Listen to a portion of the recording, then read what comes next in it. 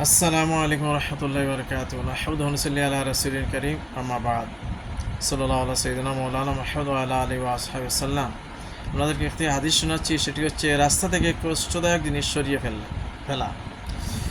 হযরত আবু হুরায়রা রাদিয়াল্লাহু তাআলা আনহু রাসূলুল্লাহ সাল্লাল্লাহু আলাইহি ওয়াসাল্লাম থেকে বর্ণনা করেছেন যে এক ব্যক্তি তার জীবনে কোনো ভালো কাজ করেনি, রাস্তা থেকে কষ্টদায়ক বৃক্ষের একটা শাখা দূর করা ছাড়া শুধু একটা কাজ করছে, রাস্তা থেকে কষ্টদায়ক বস্তু সরিয়ে দিয়েছে।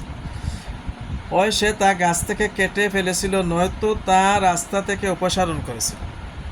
মহান আল্লাহ তার এ ভালো কাজটি পছন্দ করে এবং তাকে জান্নাতে দাখিল করে। আরবি হাদিসটা শুনুন। আবু দাউদ শরীফের হাদিস নম্বর হচ্ছে 5245 নম্বর হাদিস।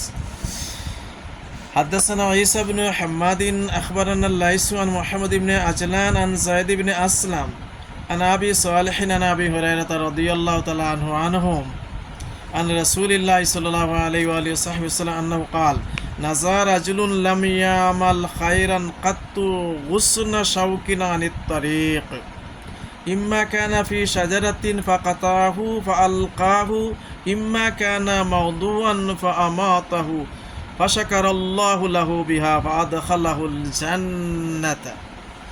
সাল্লাল্লাহু আলা সাইয়্যিদিনা মাওলানা মুহাম্মদ ওয়া আলা আলিহি ওয়া সাল্লাম। রাস্তা দিয়ে কষ্টদায়ক বস্তু সরাইছে, তার কারণে আল্লাহ তাআলা তার উপরে খুশি হইয়া তার জান্নাত দিয়ে দিয়েছেন। সাল্লাল্লাহু, আমরা রাস্তার মধ্যে কষ্টদায়ক জিনিসটা আল্লাহ সরিয়ে দেওয়ার চেষ্টা করি। আল্লাহ তাআলার পছন্দ হইলে অনেক কিছু হয়ে যাবে।